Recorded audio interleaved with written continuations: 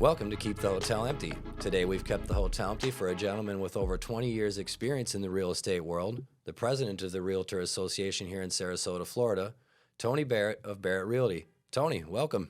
Well, thank you for having me. I appreciate it. Yeah, I'm really happy to have you. I know you've got a lot of experience and a vast swath of knowledge, and normally I like to try to press rewind in the beginning and say, how'd you get into this and kind of walk us through this. But being that you have such a deep experience with this and a broad knowledge in this, and the real estate world is a little bit contentious at the moment, and there's a lot of changes going on, I'm really curious how you feel about the way things have always been and the way it looks like things are becoming. Well, I don't know that things have always been the same way. Yeah? I think what we've always evolved in real estate. Real estate is ever changing. Back in the beginning, when people started in real estate, they used to have to go to the office and pick up keys to go and open houses. And, the lock boxes have changed that concept now. Also, there was a book that was distributed before computers, and they used to have to come and look through the book and find which listings were out there. So we've always been evolving into something better to provide better quality customer service. But so much of the structures, I understand that the interest rate thing, that's always changed. And though it seems quite high now, I know historically it's been even higher. But what about the hot button issue with the commissions for agents now? Well, that's a can of worms right there. Yeah. We've, there was a case that started in I think it was up in the Midwest. It was the Burnett case. And so back on October 31st, 2023, there was a trial, and the jury found that there was an antitrust violation. So since that point, there have been so many copycat lawsuits that have popped up even in the state of Florida at this time. So it's all about antitrust, and it's all about price fixing. And I don't know. I mean, most of the general public really wasn't aware of what the realtors really do. Right. Right. So we, at this point, need to refocus on what our value is as a real estate professional. And I think that the general public is asking for transparency. They're looking at, hey, how do you guys get paid? Because most times buyers and sellers don't know. Well, the seller knows what the commission is because we've negotiated it with them in the very beginning. And we don't have any kind of fixed or standard type of commission rates. It's broker specific. It's whatever their business model is. So when the buyer gets to the closing table, they see a ALTA statement, a closing statement, and then at that point they see what the buyer's commission was. I think that it would be very helpful in the future if everybody knew where the money was going prior to the closing. So you think that's it? It's the last second thing? It could be. I mean, commissions have always been negotiable. That's been a thing from the very beginning. We're the most ethical association, I think, on the planet for sure, because since 1916, we've abided by a strict code of ethics. Yeah, talk to me a little bit about that, because I think that's something that a lot of people don't understand, what it means to be part of a realtor association and why that was necessary from the get-go, because this legitimacy has been baked in for quite a while. Right, and so you go to a 63-hour course and you get your real estate license. We could talk about the barrier to entry at some point, but that's a whole different topic and probably another hour. Right. But what we have to see here is that after you graduate and you get your real estate license, then you join a brokerage, and that brokerage is either part of a board of realtors, which is local, state, and national. And if you're part of the National Association of Realtors, then you are a realtor. So that's something that people don't really identify, and that's kind of the mothership of the whole thing. Okay. Is that they have code of ethics, and the code of ethics has to do with fair dealings with the public and fair dealings with our people that we collaborate with, other realtors. So that's been in place, and we've seen an uptick now in complaints on realtors, and we handle them all appropriately. It's either you violated the code of ethics or you didn't, and then there's consequences for that. So what do you think attributes to that uptick? Do you think this is a sort of thing that's kind of been going on, and now everybody's kind of, for want of a better way to put it, kind of turned themselves into a bit of a Karen if they need to, or this sort of thing has just become a more pervasive behavior? No, I just think that there's more and more people coming into the industry, and that training and professionalism is very key. I was a firefighter paramedic for 30 years. I retired from that. Awesome. When I became a paramedic and I graduated and I got my paramedic license, nobody told me all the things that weren't in the book. All the things that are really job specific and job related. And so it's the same thing with real estate. Once you get out, you really need a good mentor. You need somebody to coach you, to teach you how to operate and do the right thing. And sometimes they're just, these code of ethics complaints are minute. And, some people are just trying to be very helpful at things. Specifically, if I was somebody that was coming to your house and I was going to list your property, and I looked at your roof and I said, it's the new law, with insurance companies says that you have a 15-year roof, then you have to provide at least information that says that you have 5 more years of life in it. Now, I can't do that. So because that's out of my scope. Right. I'm not a roofer. Yeah. Right? But there have been people that, because they know that this has happened in the past, have said that roof will probably have to be replaced. We might only be able to accept a cash deal. They're speaking outside of their scope of practice. Okay. And it's just a little bit of misfortune. But then there's the stuff that's egregious, and you're going, I don't understand how you even thought that this was ethical at all. So there's, I think in every industry there might be a few bad players. Oh, of course. But the majority of the people that are realtors are, they're held to a higher standard. Of course, everybody's held to a higher standard, but they do the right thing every day for their customers. And that's the line between being an actual realtor and not just a real estate agent who's not part of a realtor association? Right. If you're not part of the National Association of Realtors, then you do not. You're not bound by the code of ethics. Gotcha. So there are companies out there that are not part of that association. So they don't have to. They're not bound by the code of ethics. So that's why when you're out shopping for somebody, you want to have somebody that's the most professional and the most ethical. And I'm not saying that a regular agent is not ethical, nor do they follow their own strict ethical codes. Right. But, at least, you have a governing body that's overseeing that in case something does go wrong. Exactly, and that's valuable big time. So you said that the commission rates for agents have always been negotiable, and I understand that on paper that's fact, but it seems to be that general public would know it as this 6% has been the floor. Where did that become the standard? Why has that become this huge source of attack if for any reason it actually was more easily negotiated? Right. And, a lot of thoughts gone into this. I'm thinking maybe I should just Google what standard means, Right, of course. What does standard really mean? Yeah, right. That's like normal. Right. What's normal? Right. So, there's different models out there. There's some models that do not provide buyer side commission. I've seen commissions put into the MLS as low as 99 cents.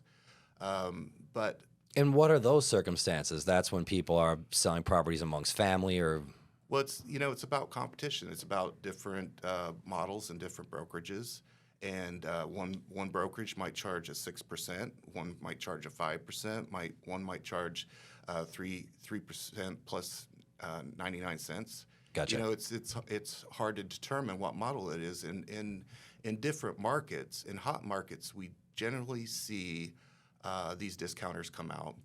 And you know, if you remember the buy owner a long time ago, I mean, I don't know if they're even in existence anymore, but they had a flat fee listing agreement. And so you paid a certain amount of money, and then they listed your house in the MLS, and then you had to do the rest. You had to show your own property, and then a buyer's agent would come in and possibly write an offer and negotiate their own commissions. So these models have been out there the entire time.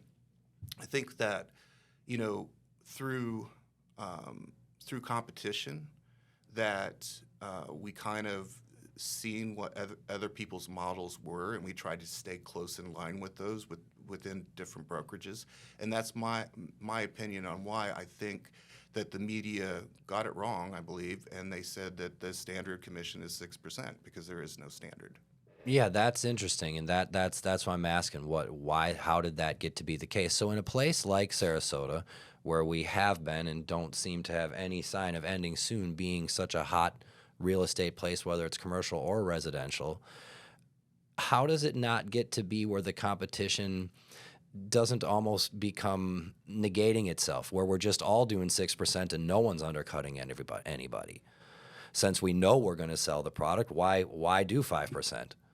Why do 4%? Why do anything less than 6%? We know the property's going to sell. Why not do 8%? Exactly.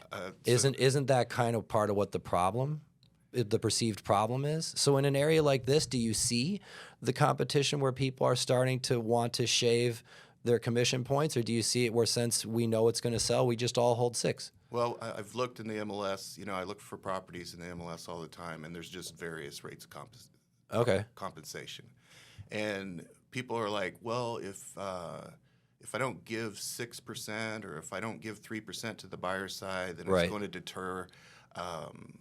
It's going to deter the agent from taking the buyers to the property. Exactly. And that's where the code of ethics steps in, because that's unethical for you as my buyer to come to me and say, I want to see this house, and I don't go and show it to you because they're not compensating me as much as I think that that my worth is.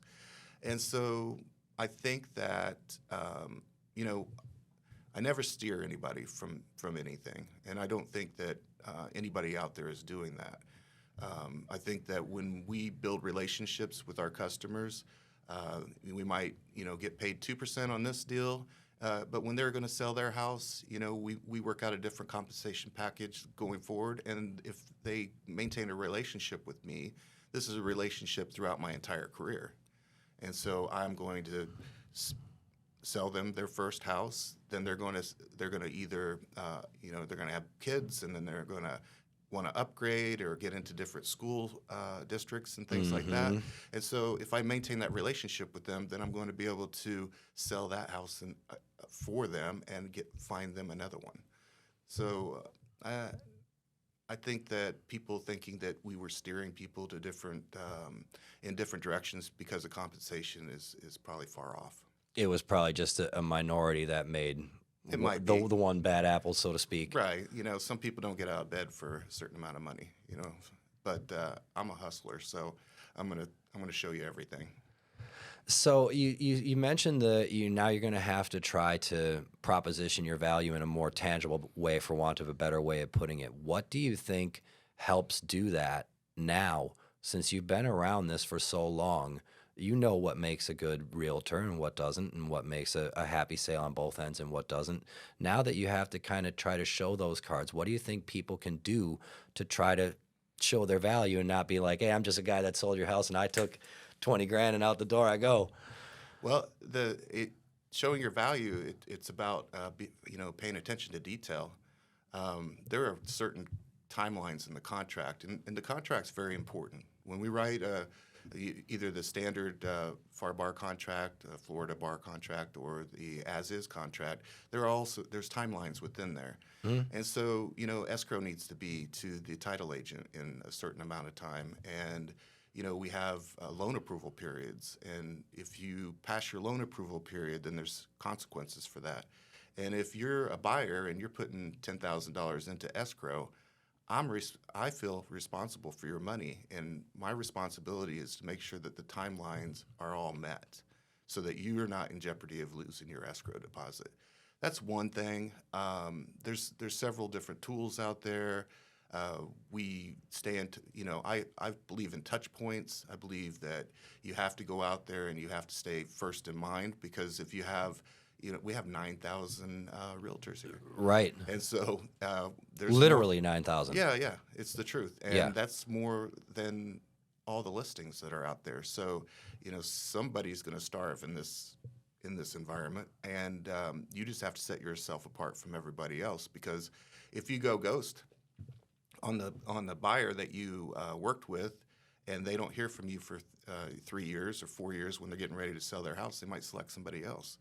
So you make sure that you show value by following up with them, making sure, we have a list of contractors. How's your house going? Well, I have this leaky sink, and I've been trying to get that fixed, but I can't find a person for that.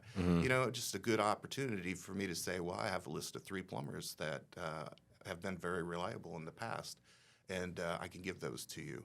Or, when homestead exemption comes around in March, just reminding them of those types of things. Different bills that are coming from legislation, like, the house hardening bill that just happened through Live Local. What's that? It's they funded, so Live Local has multiple components to it, and they funded $100 million into house hardening, which is it's a tax-free opportunity for you to put new windows or a roof on your house and make it hurricane ready. That's what I was thinking. Right. And so when things like that come from legislation, and that somebody moved into a 1994 house or something like that, and their windows are not upgraded, you could call them on the phone and say, have you ever heard about this program? So there's all kinds of value. There are all kinds of value propositions that you can think of to put in your toolbox to make sure that you're first in mind when it comes time for them to buy or sell.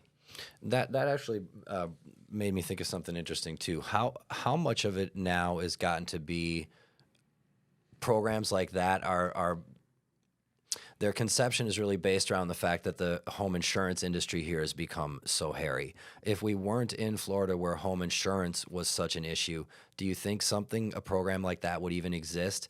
Or that $100 million is just out there because it's going to save someone $200 million on the back end? Well, nobody really wants to talk bad about lawyers, but I will. So the thing is that there's good players and there's bad players in the field. And right. So the reason that we're in this lawsuit is because we saw money involved, and that's litigation. And so the same thing happened with the insurance industry. We got hit hard by a few hurricanes. Right. That's obvious. Too close. Right.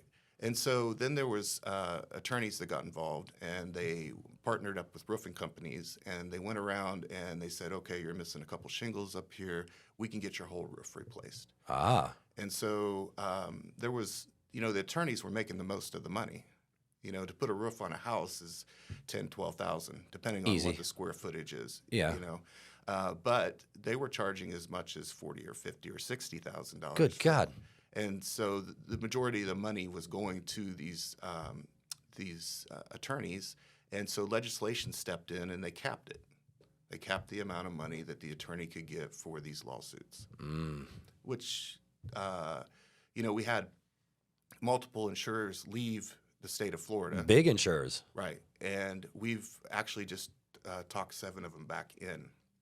Oh, yeah? How did that happen? Well, there's a lot of partnerships. Jim Boyd is, our representative here, and he also runs an insurance company. So he he knows the ins and outs of it. Nice. And talking people back into the state of Florida is also going to breed competition, which will hopefully bring down insurance cost, barring that we don't have another year of multiple hurricanes. Right, that's the thing. It's just been this lose-lose proposition for insurance companies. Yeah. So then the state steps in with their insurance, and then how much of a complication does that make it for you and realtors in the area? That's really kind of where I was going with this, where you see a property where it's like you need a roof, you can't even insure this, your 4-point inspection, your wind mitigate, you know what I mean? That's where you become creative and you build partnerships with people. There are roof companies out there that will do your roof prior to closing and get paid at closing. A little bit risky, because if it doesn't close, then I don't know how that works. I've used them in the past. That's providing realtor value, is knowing those relationships and having them available for when there is a roof that's over 15 years old.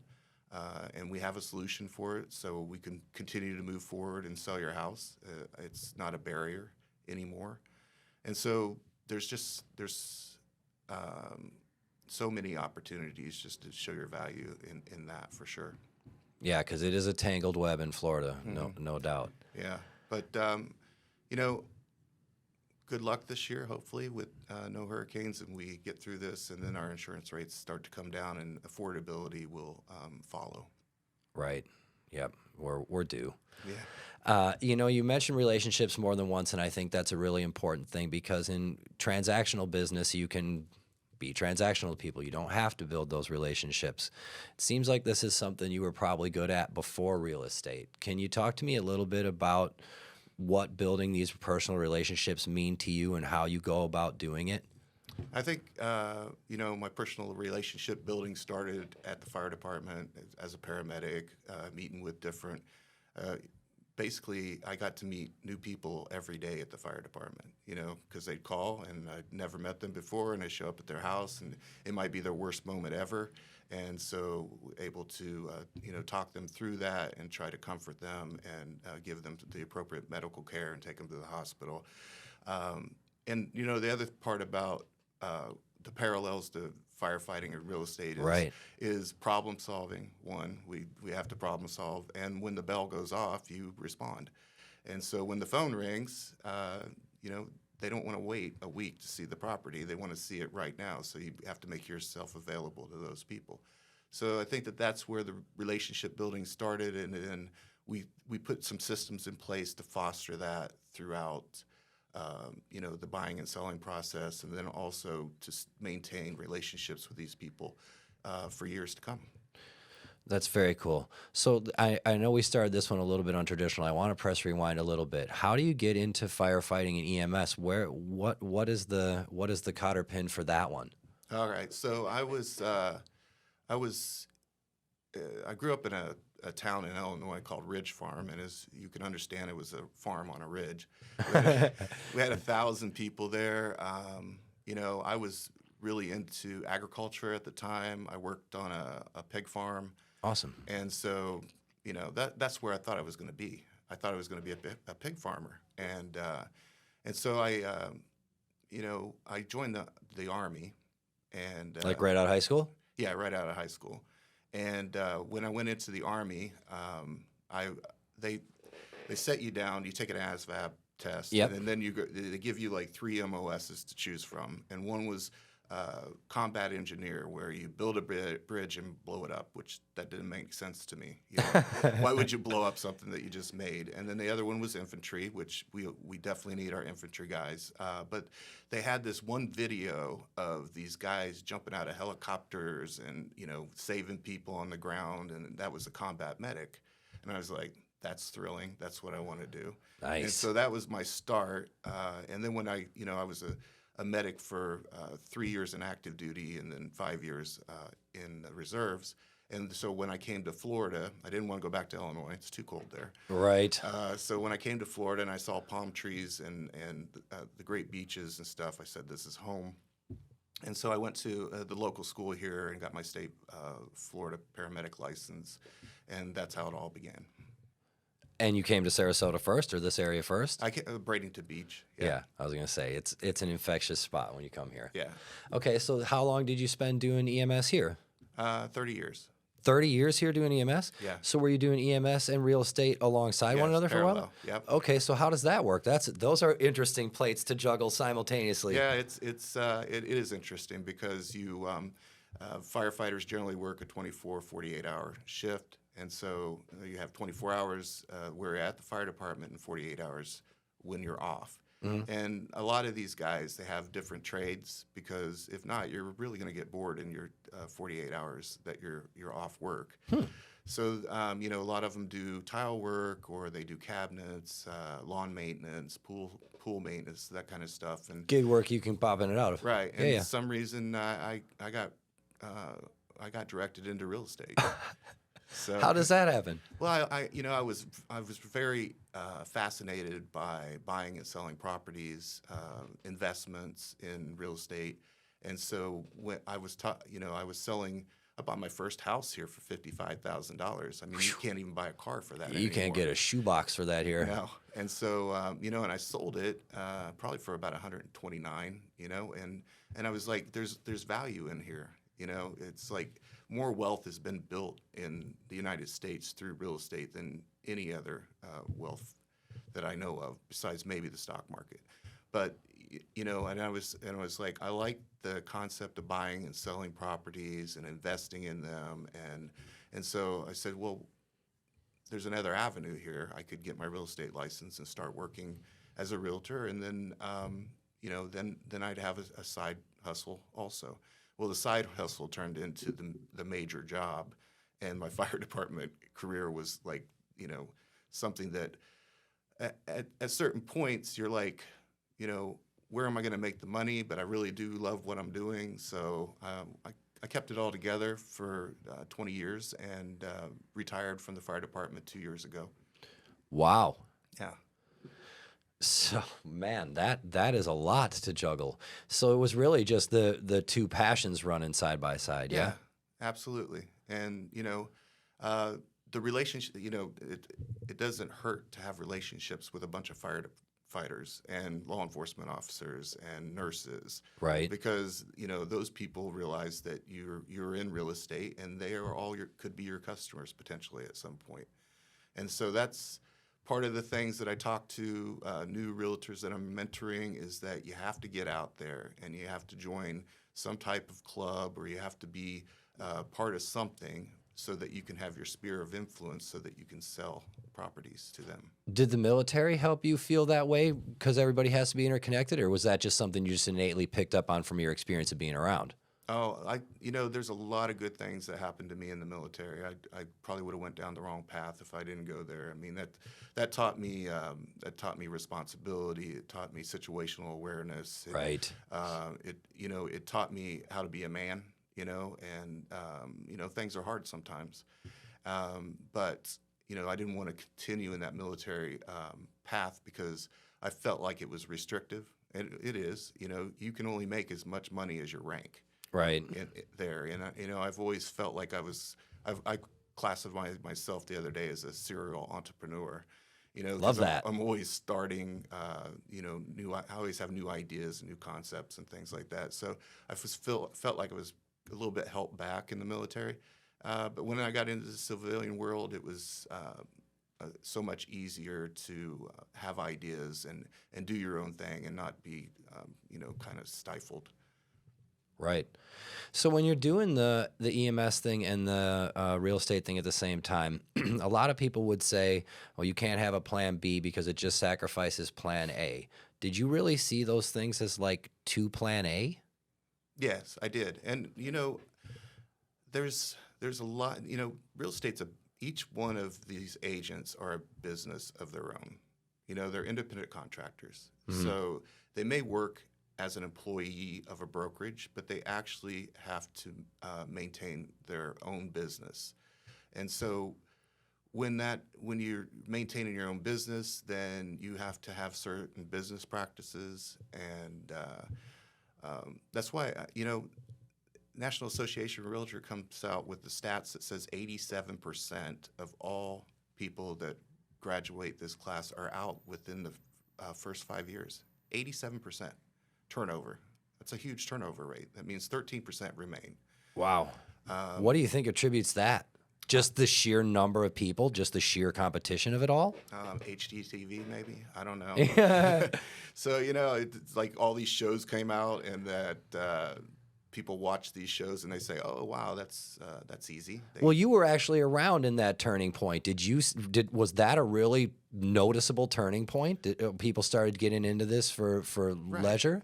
Well, there's various reasons that people get into it. Some people are investors, and if they're investing, then they save themselves in commission.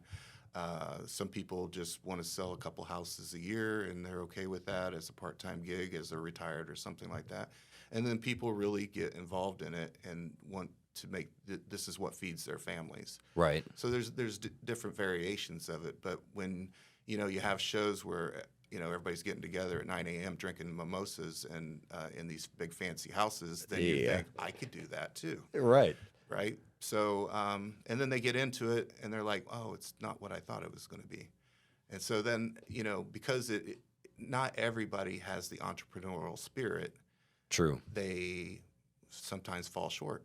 And if they fall short, it's probably because there was lack of leadership or lack of information. Lack of information before I started this journey, and I got into that class.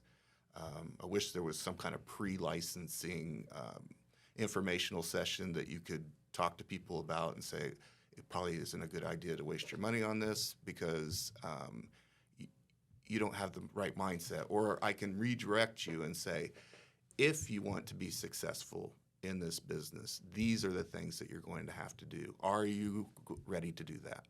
And if you say yes, then proceed with the class. Do you think that's one of the cons of how low the barrier of entry is to do this at a rudimentary level?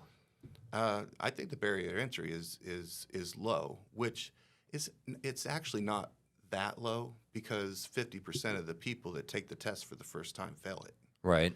So it's a hard test. Yeah. But I think that where we're lacking at this point is that we need to raise the bar going forward, and so we need to have, if you're an appraiser, there's a 2-year internship before you can even start appraising properties.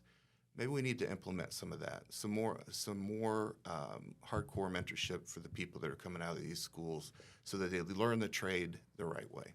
Do you see anybody do that? Oh yeah, there's a lot of good agencies out there that are coaching a lot of good brokerages out there coaching their people. So there again, there's just a million different ways to skin this cat, and everybody's right. And then there's some brokerages out there that I call them collectors of agents. They're just collecting hundreds of agents, and they're getting a fee from those agents every month, and that's cool with them. But that's not what it's about. We have a responsibility to this industry to be top notch and show our value and professionalism. And so if that's not your interest, then it's probably not the business for you. Do you see that being exacerbated or even more so in a place like the Sarasota, Bradenton area where our influx of people here is just, even nationally speaking, we're way off the charts? Oh, we're way off the charts. It's still a hotbed here. From here to Fort Myers, these beaches are bringing people in from all kinds of different places because COVID kind of changed that for us. Yeah. COVID changed the way that we work. A lot of people don't even have to report to an office anymore. They work from home. And so why not work in Florida when it's nice and sunny every day instead of going to Omaha where I was just at? Right. It was 24 degrees and it was 80 when I left here. So, that's a no-brainer. So people are coming in influxes and that's good, and it's good for our economy. We have a really good economy here, and I think we're still going to see. They estimate about 1,200 people a day coming into the state of Florida, and so and somebody even said, I think an economist said it equates to about $2 million an hour of funds that are coming into the state of Florida. Good God. So that's good for the economy, but it's not good for the infrastructure because traffic's getting bad and things like that. But I'm not moving. Yeah, I'm not either. Would you say that COVID was really the tipping point for that? Because, I mean, we've always had these beaches. You've been here quite a while. I've been here quite a while. I mean, it's been paradise here since the Ringling decided to put his spot out there. I do believe it, it had a factor in it. It had a factor in a lot of things. And it had a factor in real estate because, first of all, we had to become essential. And the good thing was the governor, he said that we were essential employees. And so we were able to still perform and work during COVID. We just had different rules. And that's another thing when we first started talking about real estate and the evolution of real estate, we adapted and overcome that moment. And so so you didn't skip a beat there really at all. We didn't. And what happened is builders stopped building during that time.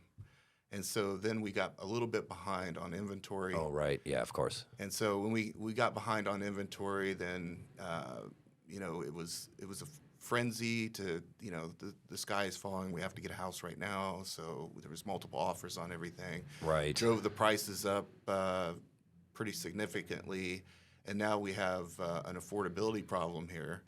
And coupled with interest rates and insurance. And so those three factors are making these houses that used to be affordable to just, regular folks around here, it's hard for them to find a place. And so I wish we probably could have pushed interest rates up a little bit sooner, and it might have slowed down all the buyers coming into the market. You're right. And then we would have more inventory, and then we would have lower price points for people, but that didn't happen. So here we are. So which of those three factors, if any, do you see giving way or changing at all, or is this just the new norm you feel and we're heading this way, one-way road now? Right. My crystal ball is broken. Yeah. So I've made predictions in the past, and I don't really have one at this point. I do know that I believe that the competition within the insurance industry will drive prices down. We've seen high insurance rates before in the past. We've seen high interest rates before in the past. Yeah, actually much higher than this. Right. I mean, the average over a 30-year period was like 7.8% or something like that. Yeah, I mean, the 80s, it was over 15 at points. 84, 85, I think it was 18.6. Yeah, yeah. So that will always fluctuate. And, will prices come down a little bit? I predict they probably will, We're seeing inventory on the market a little bit longer, and when that happens and you have more inventory out there to choose from, then buyers have a better opportunity to negotiate with the sellers. And so we are seeing price drops happen more frequently than we did in the past because they're only on the market for 5 minutes. Right. So you can't drop a price if it's only on the market for a short time. Right. So, I know your crystal ball is broken, but so do you think that we can sustain this type of influx of people here? I was actually watching a video yesterday that was saying that the national economy isn't really doing all that great. It's just that certain pockets are really picking it up, and actually the state of Florida was the highest one. And you mentioned things like the infrastructure, and we do have 9,000 realtors in this area, literally. Mm-hmm. Do you think that this kind of stuff is sustainable, or we might be on teeter of cannibalized? Because you've been around long enough. You've seen some of these ebbs and flows. Right. Well, I don't know why we didn't identify the housing crisis back in 2006. I know, why didn't we see that? We were giving away money. What do you think the kink in the slinky was there, though? Was it the appraising, or? No, I don't think it was the appraising. It was, getting caught in a interest-only loan that was going to convert in 3 years to something with a higher interest rate, much higher interest rate.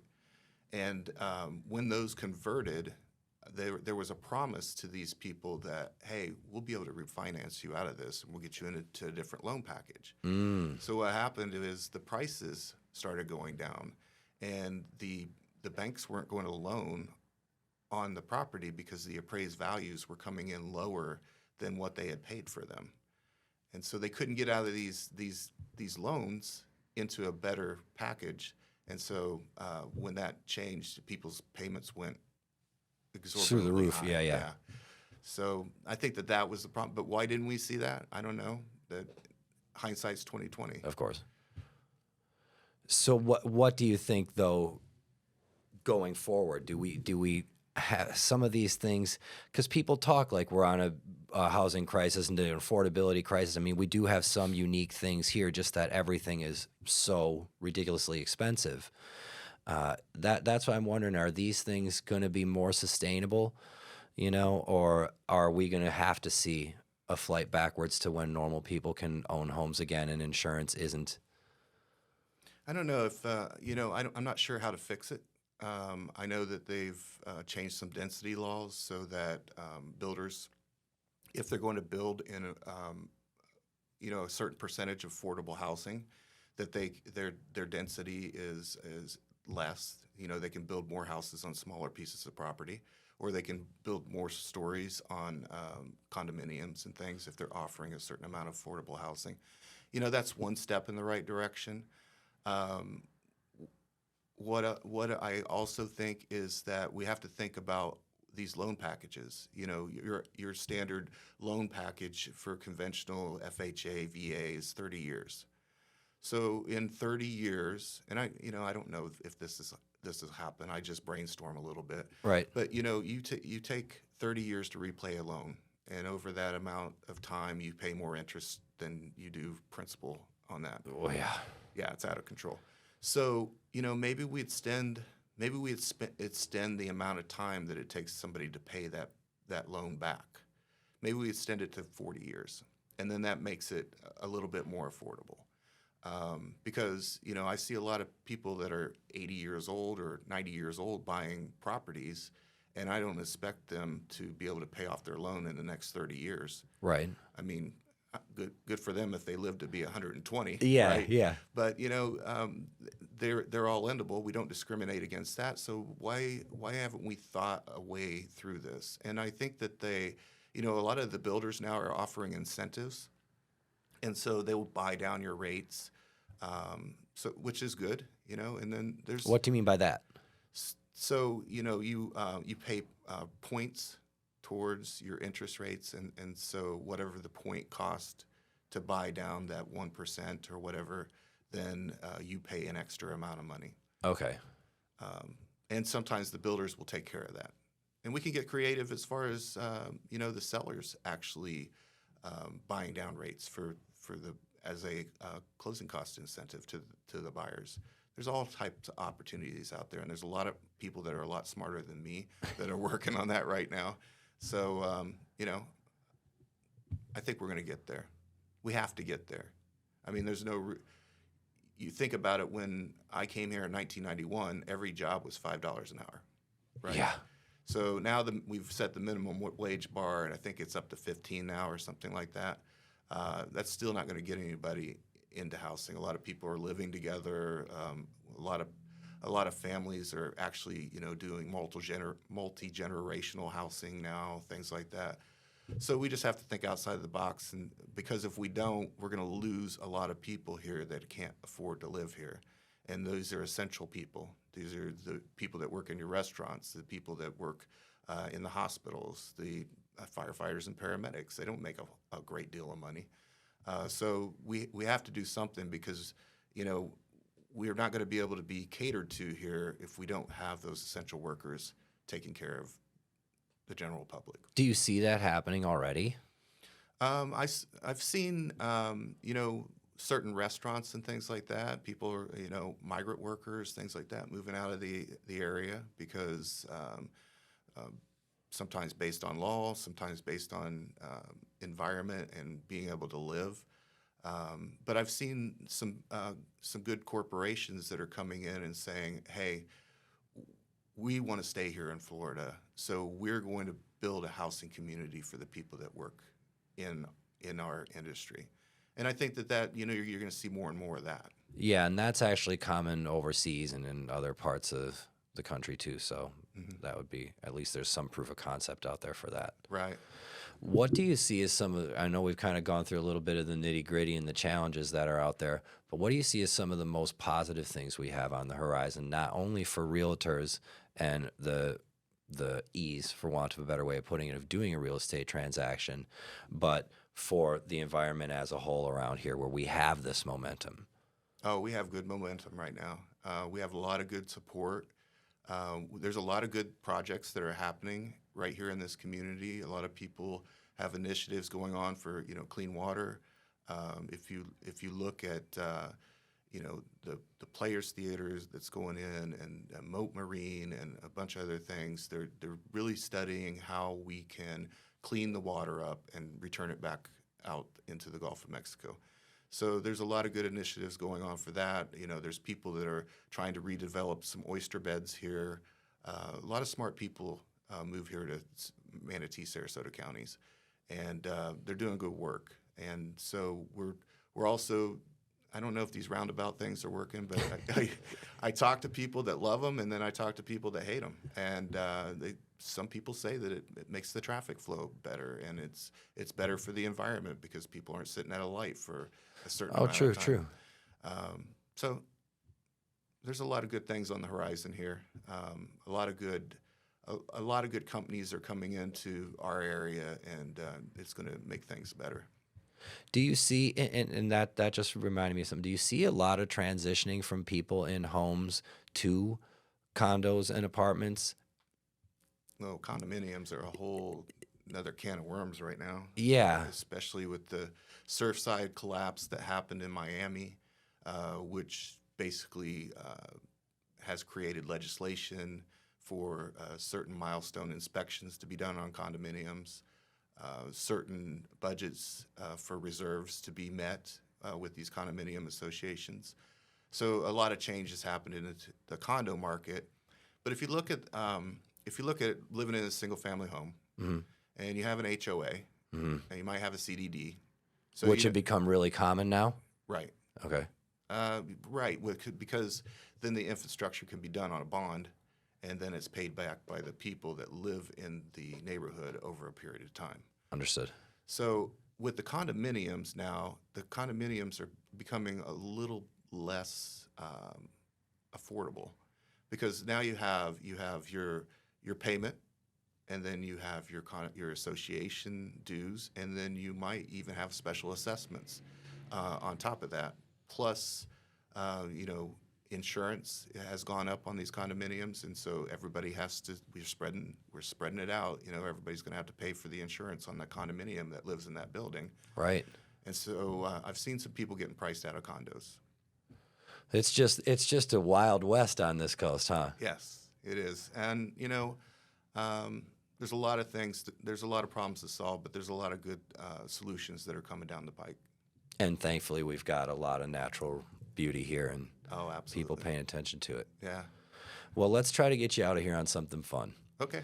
If you could wave a wand and make one ethical standard for the Realtor Association, or maybe change one rule that your realtors work under that you feel would open the floodgates more and let this more flourish, if you could be the man with the button, what button are you pushing? Oh, wow. How many buttons do I got? Just one? Well, you can have 1B. One B. 1 and 1B. I just, we talked about the barrier to entry, and there's a lot of people that are interested in becoming real estate agents. And so we have, locally in our area, we have about 120 people apply every month. Dang. To work in our field. And so with that, I would like to wave the wand that says we mandate a mentorship program for these people as they come out of school. I don't know what it looks like. I just know that it's necessary. I know that people get out of school and they're lost. And, I think that the Realtor Association needs to show their value. And maybe after COVID, we took our foot off the gas a little bit because everything was easy and well, crazy. Nobody showed up. The building was closed. Gotcha. You know, and then we started getting back into some kind of routine, and we have to evolve. We have to be creative. We have to think outside of the box. We have to make sure that we provide products and services to our realtors.